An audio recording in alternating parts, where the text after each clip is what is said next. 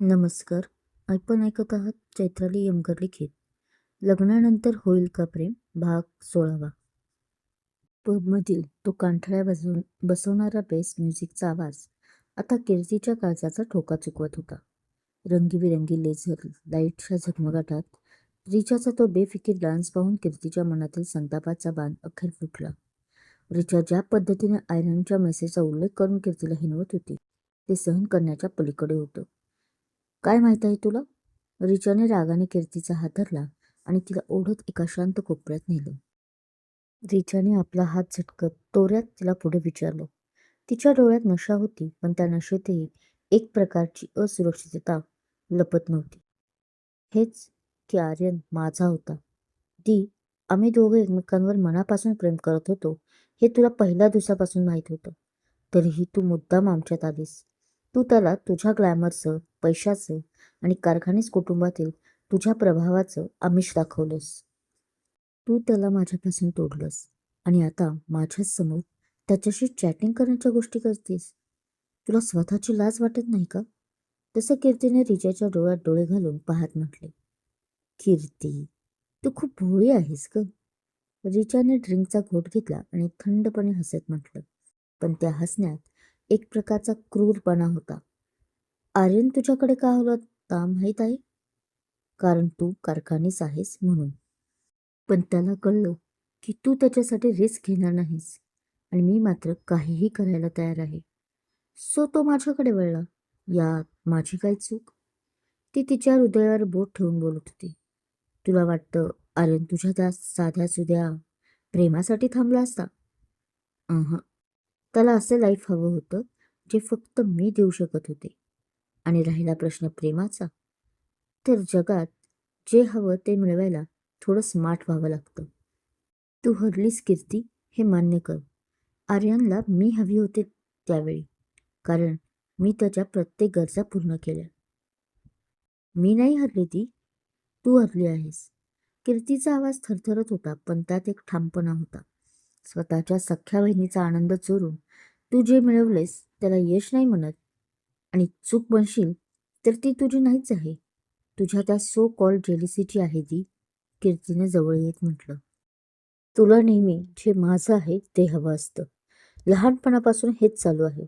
पण लक्षात ठेव, आर्यनसारख्या मुलासाठी तू आपल्या बहिणीशी प्रतारणा केली आहेस.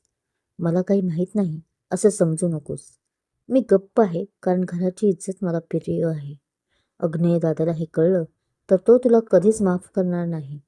आणि लक्षात ठेव, जर अग्नेय दादाला हे सगळं कळलं, तुझं हे पबमध्ये येणं, तुझं हे इतर मुलांसोबतचं अफेअर, तर तो तुला या घरातून बाहेर काढायला एका सेकंदाचाही विचार करणार नाही. आज मी गप्प आहे कारण घराची इभ्रत मला प्रिय आहे. पण तू ज्या नरकात स्वतःला लोटतेस त्याचा शेवट खूप भयानक असेल. कीर्ती एवढं सर्व बोलून तिथे एक क्षणही न थांबता तरातरा बाहेर पडली. रिचा तिथेच उभी राहिली. तिने आपल्या हातातील ड्रिंकचा ग्लास गच्च पकडला. कीर्तीला सगळं माहीत आहे या विचाराने तिच्या मनात थोडी धडधड झाली खरी, पण तिचा अहंकार त्या भीतीपेक्षा कितीतरी मोठा होता. दुसरीकडे बोरिवलीच्या त्या शांत फ्लॅटमध्ये गौरीला अखेर एक सुरक्षित आसरा मिळाला होता. मोहित गौरीला घेऊन बोरिवलीच्या त्याच्या फ्लॅटवर पोहोचला होता. फ्लॅट छोटा होता, पण नीटनेटका होता. मोहितने तिला पाण्याचा ग्लास दिला आणि तिला शांत बसवलं. देखिए गौरी जी, ये मेरा घर है, पर मैं यहाँ रहता नहीं हूँ, क्योंकि मेरी जॉब की वजह से मुझे वहाँ रहना पड़ रहा है. ये फिलहाल तो बंद ही था, सो आप यहाँ आराम से रह सकती है. किसी से डरने की कोई ज़रूरत नहीं है. मोहितने तिला विश्वासात घेऊन सांगितलं. गौरीने त्या घराच्या भिंतीकडे पाहिलं. तिला अजूनही स्वप्न वाटत होतं. काही तासापूर्वी ती मुंबईच्या रस्त्यावर बॅग घेऊन रडत होती आणि आता तिच्याकडे स्वतःची एक खोली होती.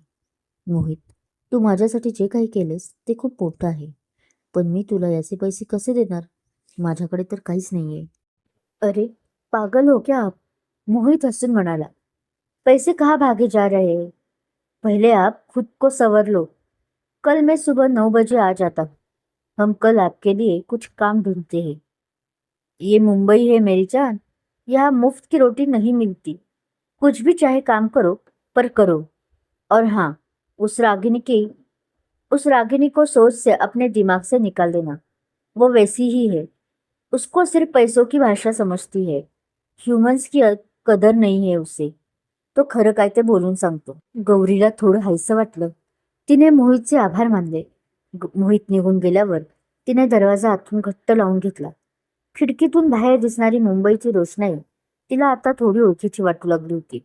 दुसऱ्या दिवशी सकाळी दक्षिण मुंबईतील एके कारखानेस ग्रुपच्या हेड ऑफिसमध्ये वातावरणात एक वेगळीच तणावाची लहर होती. अग्निय आपल्या केबिनमध्ये बसून लॅपटॉपवर काहीतरी पाहत होता, पण त्याचं पूर्ण लक्ष दरवाजाकडे होतं. इतक्यात त्याचा खास माणूस काळे तिथं आला. सर, माहिती मिळाली आहे, काळेनं मान झुकवून सांगितलं. कुठे आहे ती? अग्नियाने हातातील फाईल बाजूला सारली. त्याच्या डोळ्यात रागाचे निखारे फुलले होते. सर, ती मुलगी सध्या अंधेरीच्या एका फ्लॅटमध्ये राहत आहे. रागिनी शर्मा नावाची एक मुलगी आहे. तिच्याकडे ती आश्रयाला होती, पण काल दुपारी त्यांच्यात काहीतरी वाद झाला आणि त्या रागिनीने तिला घराबाहेर काढलं. त्यानंतर ती नेमकी कुठं गेली हे अजून स्पष्ट झालेलं नाही, पण ती त्या रागिनीच्या संपर्कात नक्कीच असेल. काळेनं सगळी माहिती दिली. रागिनी शर्मा. अग्नेयने हे नाव मनात कोरलं. त्याला वाटलं की गौरी अजूनही त्या रागिनीच्या आसपासच कुठेतरी असेल किंवा रागिनीनेच तिला लपवून ठेवलं असेल. काळे, आत्ताच्या आत्ता 4 माणसं घे आणि त्या रागिनीच्या फ्लॅटवर जा. मला काही करून गौरीचा पत्ता हवा आहे. जर तिने नीट सांगितलं नाही तर आपल्या भाषेत तिला समजावून सांगा. मला रिझल्ट हवाय. अग्नियाचा आवाज केबिनमध्ये घुमला.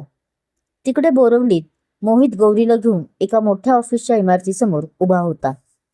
गौरी, हे माझ्या ओळखीचे सर आहे. इथे तुला नक्कीच काहीतरी काम मिळेल. फक्त घाबरू नकोस आणि आत्मविश्वासाने बोल. मोहितने तिला धीर दिला. गौरीने इमारतीकडे पाहिलं. तिच्या मनात भीती होती, पण आता तिला मागे वळायचे नव्हतं. इकडे अग्नी तिला शोधत होता. रागिनीच्या घरी त्याने गुंड पाठवले होते हे तिला काहीच माहीत नव्हतं. ती फक्त एका नवीन आयुष्याच्या उंबरठ्यावर उभी होती. अंधेरीतील रागिनीचा फ्लॅट. रागिनी सकाळी उठून शांतपणे चहा पीत बसली होती. तिला वाटलं होतं की गौरीला घराबाहेर काढून आता तिचं आयुष्य पुन्हा सुरळीत होईल. पण तितक्यात तिच्या दरवाजावर जोरात थापा पडल्या. कोण आहे सकाळ सकाळी? रागिनी वैतागून उठली आणि तिने दरवाजा उघडला. समोर 4 धष्टपुष्ट गुंड उभे होते. त्यांच्या चेहऱ्यावरचे क्रूर भाव पाहून रागिनीची गाळण उडाली. तुम्ही तुम्ही कोण?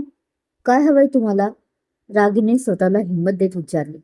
पण त्या गुंडांनी तिला उत्तर न देता बाजूला ढकललं आणि ते थेट हॉलमध्ये घुसले. त्यांनी घरातील सामान अस्ताव्यस्त करायला सुरुवात केली.